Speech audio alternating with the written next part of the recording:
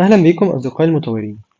النهاردة هنتكلم على مفاهيم نظرية عندنا في الكود عشان نفهم إزاي بعد كده نكتب كود، وإزاي بعد كده نفهم الديفلوبرز إزاي بيتعاملوا مع بعض أو بيتكلموا مع بعض. أول حاجة هنتكلم عنها، أول حاجة نفتح البايثون كورس بتاعنا، نفتح الفي اس كود ويلا بينا نبدأ.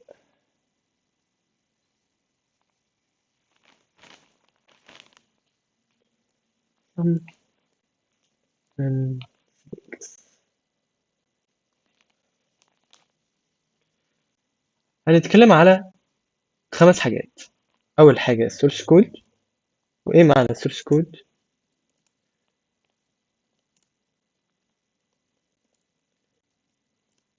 بعد كده هنتكلم على الترانسليشن. بعد كده هنتكلم على ال compilation وال interpretation.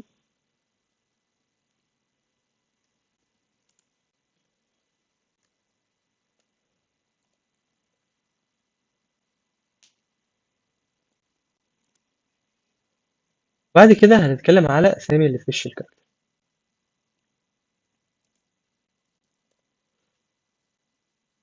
أول حاجة يعني إيه source code؟ source code ده ببساطة هو الكود اللي إحنا بنكتبه.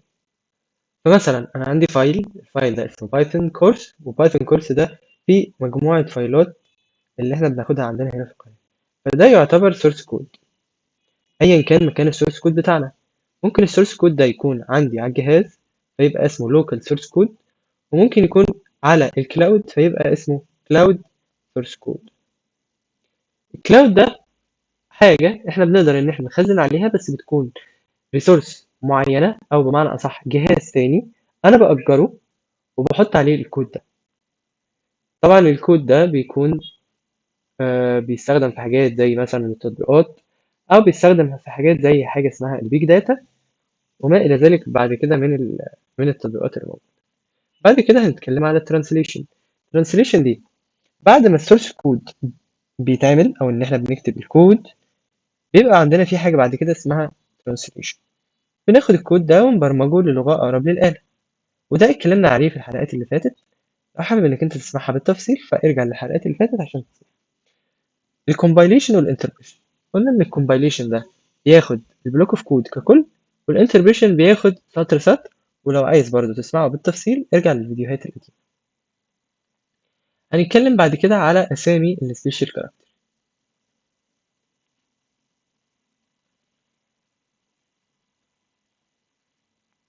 أول حاجة عندنا هنتكلم على الباك سلاش، دي اسمها باك سلاش، باك سلاش. وبعدين عندنا برضو حاجة اسمها هايفن.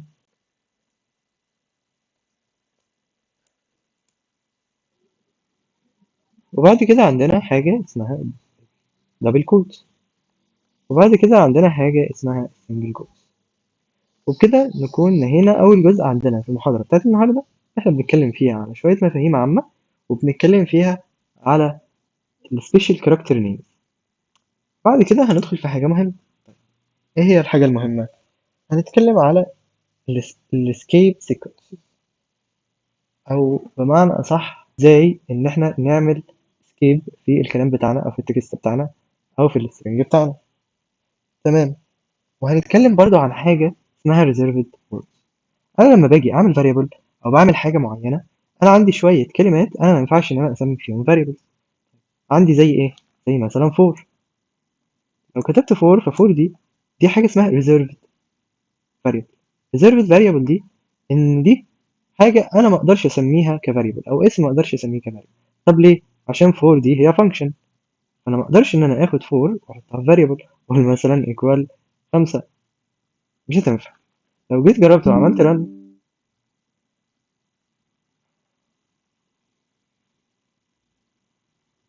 هيطلع لك كود هيقول لك invalid syntax. طب ليه invalid syntax؟ عشان فور دي من ال reserved variable. عندنا حاجة برضو زي if، وهكذا. طيب إزاي نعرف reserved variable؟ نعرف reserved variable من خلال function أو دالة اسمها help. لا ندوس help وبعد كده نفتح قوس وبعد كده نكتب keywords.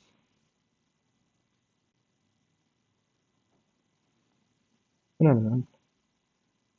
هيورينا ايه الأسامي اللي هي reserved اللي موجودة عندنا في النظام أو موجودة عندنا في بايثون، وبالتالي أنا ما أقدرش أسمي أي اسم من الأسامي دي وأحسبها إن هي كفاري.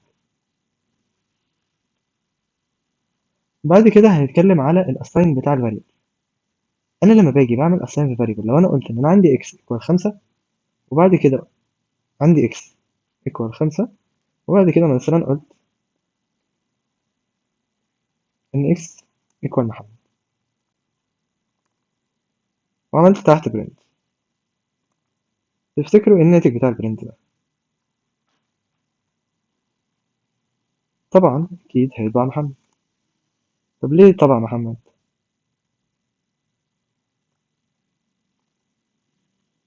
طبعا محمد هنا عشان إحنا عندنا في حاجة اسمها redeclaration. دي اسمها redeclaration. أنا عملت declare أو عرفت الفاريبل بتاعي، وبعد ما عرفت الفاريبل بتاعي قمت مديله اسم تاني، فالاسم التاني ده راح عمل redeclare فمسح الكلام اللي موجود هنا، وبعد كده راح عمل الكلام اللي هو موجود في الفاريبل التاني. نعمل رن ونشوف كده هيطلع لنا ايه. طلع لنا محمد. عندي برضو طريقة تانية، في لغات برمجة كتيرة جدا نقدر ان احنا نعمل assign لكذا فاريبل في نفس الوقت، وبرضو عندي بايثون نفس الكلام. فممكن اعمل x و y و z واروح اعمل equal راح 1 و2 و3. فلو جيت طبعت عملت print بعد كده طبعت x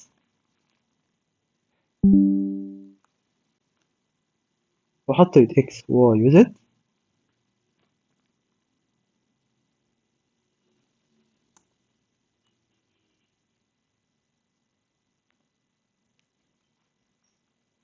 هلاقي طبع لي 1 و2 و3.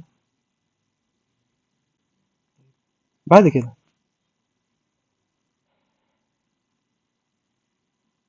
كنا بنتكلم قبل كده ان بايثون لغة لطيفة جدا وسهلة وفي نفس الوقت بتستخدم في حاجات كتيرة، فدي حاجة بتخليها إن هي عندها error handling، أو إن هي بتحل ايرورات أو بتوريني الايرورات اللي هي موجودة عندي في الفايل بسهولة وببساطة جدا جدا جدا، وبتبين لي أنا كنت غلطان فين. فمثلا في حالة لما كتبت 4 equal 5 راح جه بعد ما عملت run راح جه وقال لي إيه؟ قال لي syntax error invalid syntax، بيشرح لي بالظبط هو إيه اللي حصل أو إيه المشكلة اللي حصل عندي في الكود. فمن أقوى اللغات اللي هي فيها error handling هي بايثون، فيها high error handling. لغات تانية كتيرة هتلاقي فيها إن الحتة اللي لو أنا عندي فيه invalid syntax هتضطر إن أنت تعمل compile لكل الكود، وبعد ما تعمل compile لكل الكود هيقول لك إن أنا عندي المشكلة موجودة هنا، بس ساعات كمان ما بيقولكش المشكلة إيه، المشكلة عبارة عن إيه أو المشكلة موجودة فين بالظبط. بعد كده هنتكلم عن ال escape sequences. ال escape sequences دي كل فكرتها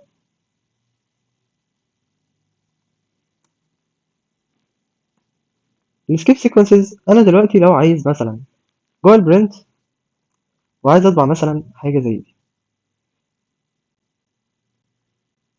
this is code،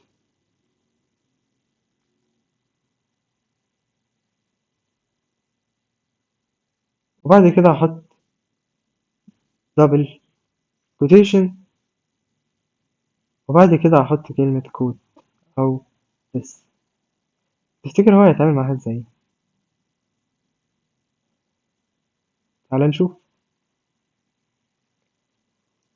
لو عملنا رن الكلام ده كله هنلاقي ان هو طلع لي ايرور. طب هو طلع لي الايرور ده ليه؟ عشان هو معتبر ان انا عندي السترنج لغاية هنا، معتبر ان ده اول حاجة ده سترنج وبعديها انا عامل سترنج تاني. طب انا مثلا عايز اكتب this ما بين تو كوتيشنز زي ما انا عامل كده بالظبط، هعمل ايه؟ هعمل علامة الاسكيب، ومن هنا جت الاسكيب فانكشن، هعمل اسكيب هنا وهعمل اسكيب هنا، وهاجي لما اعمل run للفولدر هيلاقيه عمل لي this ما بين ايه؟ ما بين تو كوتيشن. لو عايزين تعرفوا كل السكيب سيكونس ممكن انكم انتوا تقدروا تدوروا على شات جي بي تي او تدوروا على جوجل عشان تعرفوا كل السكيب سيكونسز اللي موجوده، بس حاليا احنا بس هنتطرق للسكيب باك سبيس، وهنتطرق برضو للسلاش ان. كل اللي بيعمله ان هو بيعمل نيو لاين. يعني انا لو عندي مثلا بنت وحابب ان انا اعمل نيو، هنا نيو لاين، وحابب ان انا مثلا احط حاجة جديدة في السطر اللي بعديه، اعمل باك سلاش ان وبعديها هكتب الكلام اللي انا عايزه. فلما اجي اعمل ران هنا هلاقي ان نيو لاين في سطر ومازن بات في سطر تاني. بعد كده عندنا مين؟ بعد كده عندنا هنتكلم على الكاريج ريتيرن. الكاريج ريتيرن كل وظيفتها هنا ان هي بتستبدل الحروف. طيب تعالوا كده نجرب ونشوف الكاريج ريتيرن بتعمل ايه بالظبط. لو احنا مثلا كتبنا مازن مثلا باك سلاش ار، بعديها عملنا قبلها 1 2 3 4 5 6 7، تفتكروا ايه الناتج بتاعي؟ الناتج بتاعي هنا هيبقى مازن 6 7. طب ليه هو عمل كده؟ جاي الباك سلاش ار كل اللي هي بتعمله ان هي بتيجي تقوم واخدة الكلمة اللي بعدها ومستبدلاها في الجملة دي اللي قبل السلاش، مستبدلة كل حرف في مكان. يعني ايه؟ يعني انا عندي مازن دي من 5 حروف، فجت الواحد استبدلتها بام، الاتنين استبدلتها بايه، 3 استبدلتها بتي، الأربعة استبدلتها بإي، 5 استبدلتها بإن.